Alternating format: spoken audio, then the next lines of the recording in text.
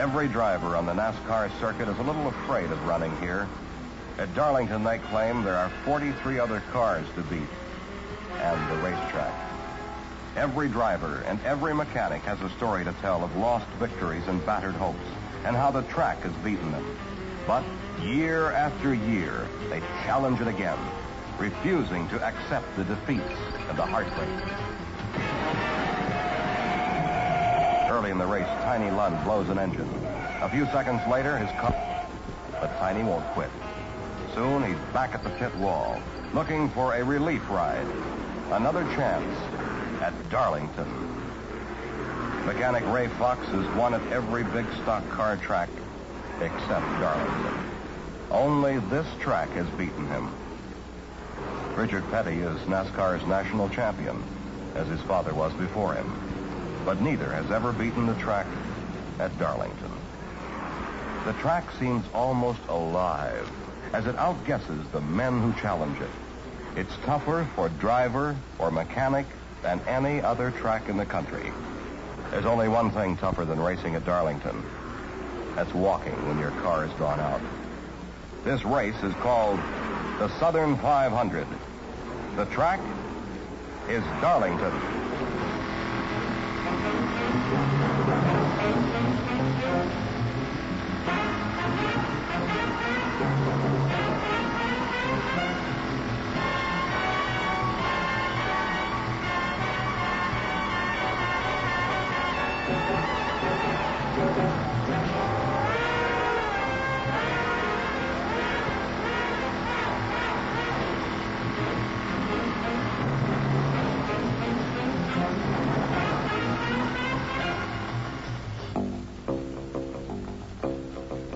It's a driver's track, but you've got to have a car that will run.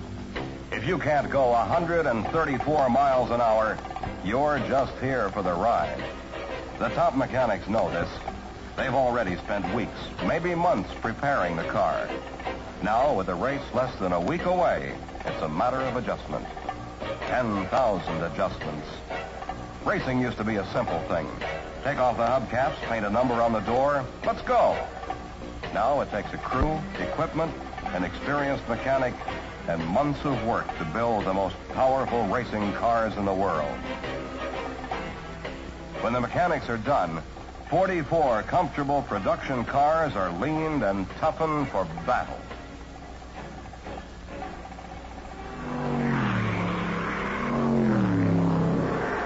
Along with speed, they must also build in durability and safety for the driver. Special equipment in every car is designed for this. Steering wheels are padded for safety and a better grip. The roll bar near the driver's head is padded too.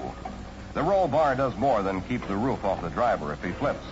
It's become a cage inside the body shell that keeps the car rigid at high speed and provides protection from any angle if the car is rammed.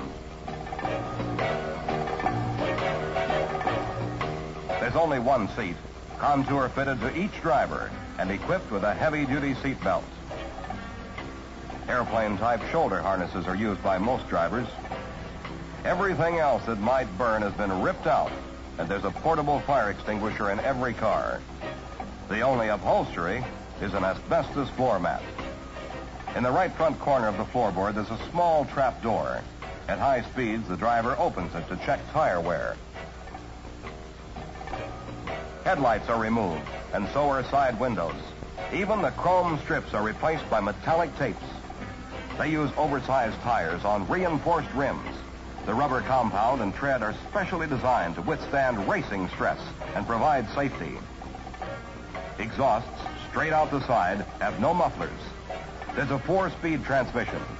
The only thing the mechanics haven't improved is the key, and they're working on that. When the adjustments are done, it's time to qualify. The fans have come to see 4-lap official runs, a battle against the clock for best starting positions.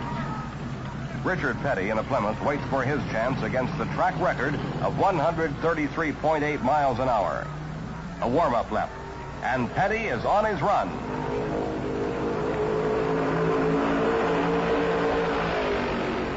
As Petty battles the electric timers, Dave Pearson settles himself in his Dodge.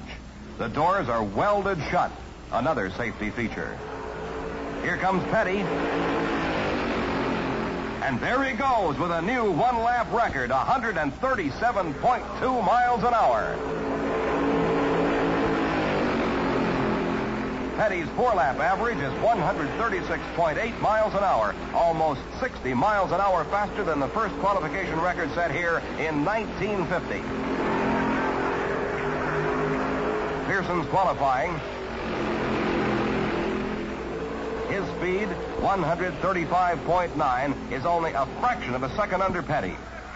Pearson's Dodge also smashes last year's record.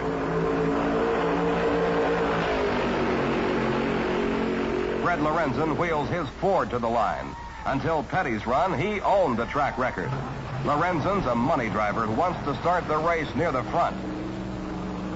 He's on his run as his mechanic, Herb Nabb, watches. One look at Herb's face tells everything. Lorenzen's 1 mile an hour too slow.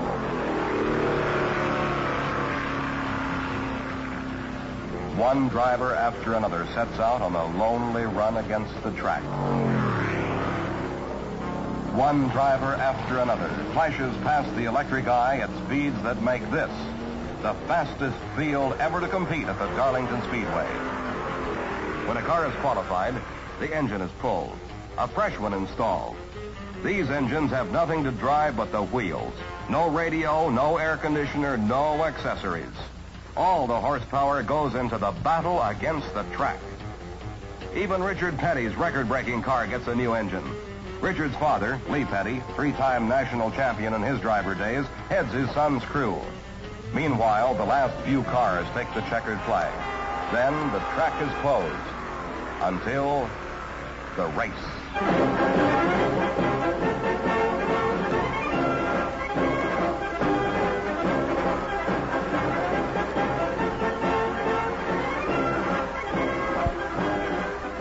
This, too, is part of the Darlington magic. A parade to ease the tension that builds through the long weekend before the race. This is Darlington's way of saying, we're a quiet farming town, a county seat. But once a year, we turn out in fancy dress.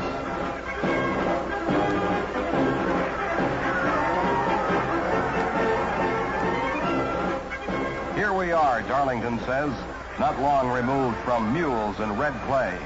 But Labor Day weekend, we're the capital of the auto racing world. What's Le Mans, or Monza, or Monte Carlo? Nothing compared to Darlington when the stock cars run.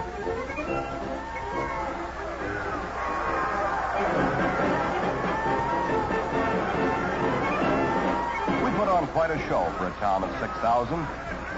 We try to make it fun for everyone, and almost do.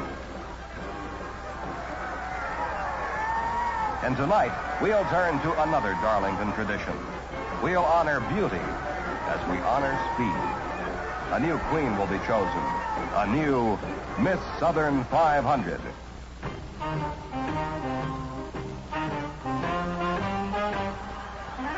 For one of these South Carolina girls, this will be a step into the full light of publicity and picture-taking for the coming year.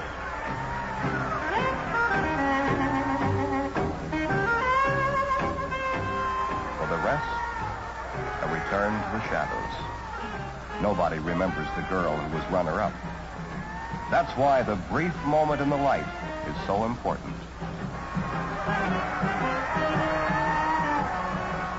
They try to hide their fears, but the tension remains.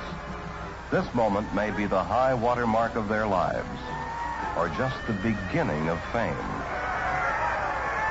When the judging has been done, and the 30 reduced to a dozen, these few appear again in evening gowns and a final judging.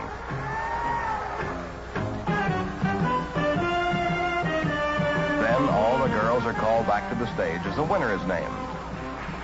Miss Sherry Sellers of Darlington becomes Miss Southern 500. This is the first time in the 12-year history of this pageant that a Darlington girl has been selected queen. Sherry doesn't know whether to laugh or cry as she accepts her royal crown. And a moment later, the first of many gifts, a mink stole. Then, as Sherry Sellers, now Miss Southern 500, walks toward her audience, a frightened girl suddenly becomes a beauty queen. With Miss Southern 500 chosen, there's nothing more to do but gather the crowd and run the race.